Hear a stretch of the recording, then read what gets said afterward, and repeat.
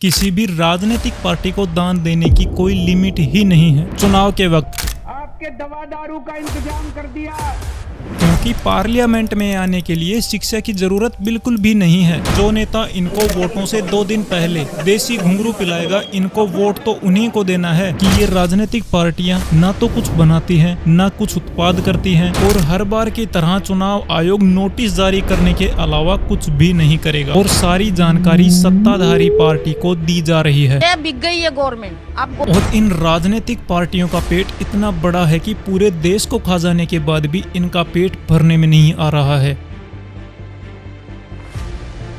सबसे पहले तो मैं आपको बता दूं कि राजनीतिक पार्टी चलाने के लिए बहुत सारा अंधा पैसा होना बहुत ही जरूरी है। क्योंकि यह कोई दूध की डेयरी नहीं है कि चलो आज दूध नहीं आया तो कोई बात नहीं, कल आ जाएगा। भाई साहब, यह इतना महंगा काम है कि यहाँ जीतना तो छोड़ो, हारने के लिए भी करोड़ों रुपए लग जाते हैं। इसमें अपने चमचों के लिए खाने पीने और रहने की व्यवस्था, ट्रांसपोर्ट और अपनी रैलियों में दबदबा बनाने में, यही नहीं, अभी और सुनिए, पैसे देकर भीड़ इकट्ठा करने में, अपने नाम की टोपी, झंडे, ऑनलाइन और ऑफलाइन दोनों तरह से माहौल बनाने में, और चुनाव के वक्त आपके दवा दारू का इंतजाम कर दिया।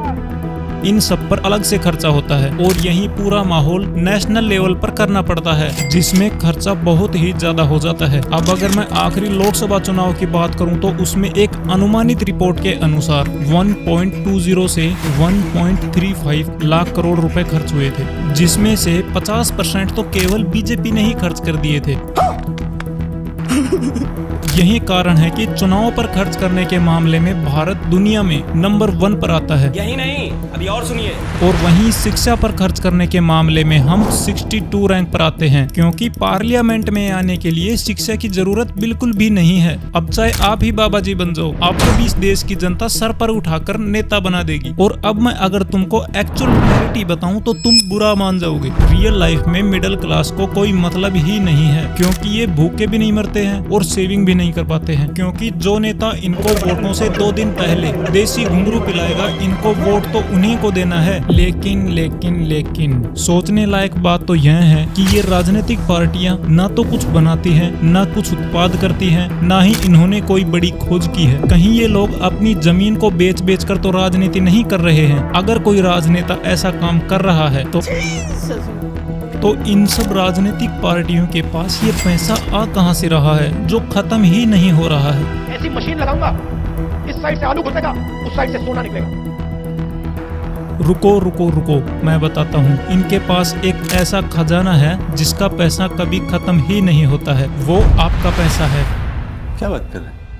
हाँ भाई साहब, आपका ही, जो ये लोग इस्तेमाल करते हैं। वही पैसा जिससे देश में अच्छी सड़कें बनाई जा सकती थी, हॉस्पिटल्स बनाए जा सकते थे, जिसको एक अच्छे एजुकेशन लेवल पर खर्च किया जा सकता था, उसी पैसे से ये लोग आपको अपने नाम की टी-शर्ट और टोपी पहनाते हैं। अब है तो नहीं, लेकिन एक बार मान लीजिए। मानने में क्या जाता है? मान लीजिए कि आपके पास बहुत सारा पैसा है और आप उसमें से कुछ पैसा दान करना चाहते हैं। तो क्या आप वो पैसा किसी वृद्धाश्रम या बाल संरक्षण संस्थान को दान करेंगे, या किसी राजनीतिक पार्टी को? अब आप अपने आसपास के लोगों से पूछिए कि क्या वो लोग किसी राजनीतिक पार्टी को 10 रुपए भी देना चाहते हैं। तो आपको पता चलेगा कि मिडिल क्लास राजनेताओं को सिवाय गाली के कुछ भी नहीं देना चाहते हैं। लेकिन फिर भी 2018 से 2019 के बीच में सिर्फ एक साल में 1951 करोड़ रुपए की डोनेशन इनको मिली है। और वो भी ऐसी डोनेशन जिसमें डोनर का नाम और पता भी नहीं है। अगर कोई आदमी मंदिर में एक पंखा भी दान करता है तो वो अपने नाम को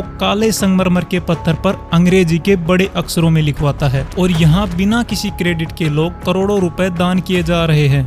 रुको जरा, सबर करो। इसके पीछे की एक्चुअल रियलिटी मैं बताता हूँ। डी प्रो को मतलब एक हाथ से दो, दूसरे हाथ से लो। ये राजनीतिक पार्टियां पहले तो सिस्टम को बिगाड़ती हैं और फिर सिस्टम को अच्छी तरह से काम नहीं करने देती हैं, और फिर सिस्टम के अंदर लोगों का काम करवाने के लिए पैसे लेते हैं। अब मैं तो इसे भिक्षा में मिला हुआ पैसा ही कहूँगा, लेकिन ये लोग इसे पार्टी फंडिंग का नाम देते हैं। भाई साहब, तुम पार्टी को नाराज करके अपना काम नहीं चला सकते। मैं छोटे कारोबारियों और मिडिल क्लास की बात नहीं कर रहा हूँ, क्योंकि ये लोग बड़े कारोबारियों को निशाना बनाते हैं। क्योंकि जब ये बड़े कारोबारी डोनेट करते हैं तो उन्हें फायदा मिलता है और नियम उन्हीं के हिसाब से बनाए जाते हैं। और चाहे कोई सी भी पार्टी हो, उसके पास पैसे कमाने का एकमात्र यही तरीका होता है। इसलिए जब ये अपने चमचों को भेजते हैं कि उनसे जाकर पैसे लेकर आओ, तो बिजनेसमैन के पास पैसे देने के अलावा और कोई भी विकल्प नहीं होता है। दूसरी बात यह है कि नेता ऐसे नियम बना देते हैं जिससे उन्हें पैसा दान करने पर कई कानूनी फायदे मिलते हैं। मान लो कि तुम्हारा एक बिजनेस है जिससे तुम सालाना 50 लाख कमाते हो, जिस पर 2,25,000 का टैक्स बनता है। अगर तुम 2,25,000 किसी राजनीतिक पार्टी को दान कर देते हो तो तुम्हें तुम्हारे टैक्स पर 100% छूट मिल जाएगी। साथ ही आपको बड़े राजनेताओं से प्रोटेक्शन भी मिलती है और तुम जिस लेवल पर पार्टी को डोनेट करते हो उसी लेवल पर तुम्हारे हिसाब से रूल बनाए जाते हैं। और अगर वहीं आप किसी धार्मिक एनजीओ में दान देते हैं तो आपको 50% की छूट मिलेगी, बाकी 50% टैक्स देना होगा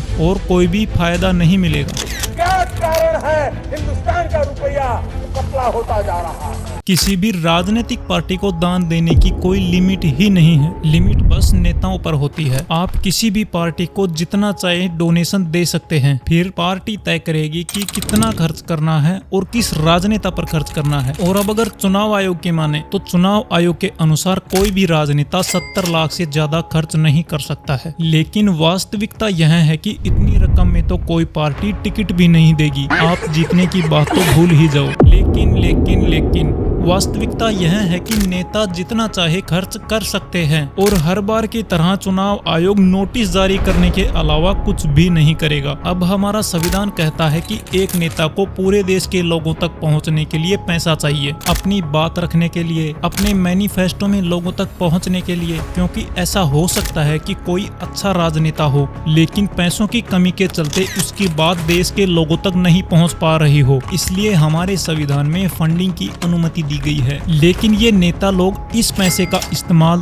दवा दारू और देसी पहुंचाने में करते हैं, क्योंकि बाबू असली माहौल तो इसी से बनता है। और यही वजह है कि भारत चुनाव में सबसे ज्यादा खर्च करने वाला नंबर 1 देश है। अब अगर कोई इतना पैसा लगाकर सत्ता में आता है तो क्या वो अपने निवेश की वापसी नहीं करेगा? और अगर नहीं करेगा तो बिना पैसे के अगला चुनाव कैसे जीतेगा? और पैसे से वोटिंग करना दुनिया का सबसे घाटे का सौदा है, जो सिर्फ एक बेवकूफ भी कर सकता है। वो पैसा जिससे आप अपने बच्चों को अच्छी सुविधाएं और शिक्षा दे सकते थे, जिसको आपने 500 रुपए और एक बोतल में बेच दिया और फिर उससे 100 गुना ज्यादा पैसे लगाकर प्राइवेट हॉस्पिटलों और स्कूलों में संघर्ष करते रहते हो। चुनाव में पैसे की बड़ी भूमिका होती है और फंड जुटाने के लिए पार्टियां अपनी पूरी ताकत लगा देती हैं। अब मैं आपको असली रूल बताता हूँ। 1976 के FCRA एक्ट के तहत एक बहुत ही सख्त कानून है। कोई भी राजनीतिक पार्टी भारत के बाहर से दान नहीं ले सकती और ये बहुत ही जरूरी भी है। मुझे पता है कि तुम इतना सोचते नहीं हो, लेकिन एक बार सोच के देखो कि कल को अगर पाकिस्तान किसी राजनीतिक पार्टी को डोनेशन के नाम पे पैसे देकर बनाता है तो आपको पता ही है क्या होगा। और इन राजनीतिक पार्टियों का पेट इतना बड़ा है कि पूरे देश को खा जाने के बाद भी इनका पेट भरने में नहीं आ रहा है और अब इनको इंडिया के बाहर से भी पैसा चाहिए। यही नहीं,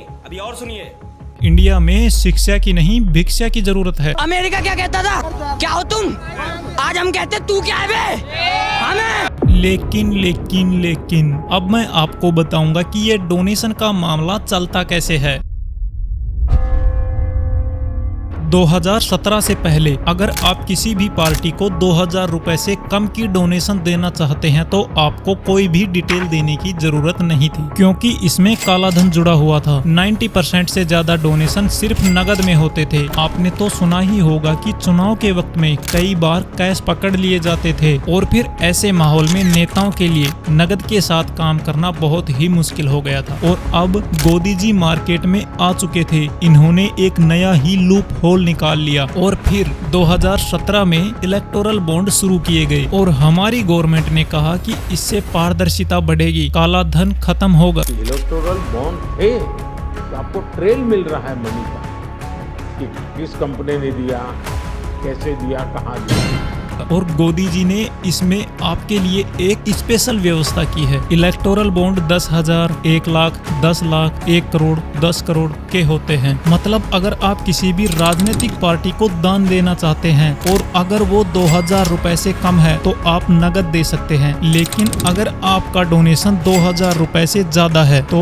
आपको अपनी डिटेल देनी पड़ेगी। मान लो कि आपको अपनी पसंदीदा पार्टी को 1 लाख रुपए दान देने हैं तो आपको SBI बैंक में जाना होगा, वहां आपको एक फॉर्म भरना होगा। अब आपके खाते से 1 लाख रुपए कटेंगे और आपको एक बॉन्ड मिल जाएगा और अगले 15 दिन के भीतर आप वो बॉन्ड किसी भी राजनीतिक पार्टी को दे सकते हैं। यहाँ तक सब कुछ सही है, लेकिन इसमें एक कंडीशन है।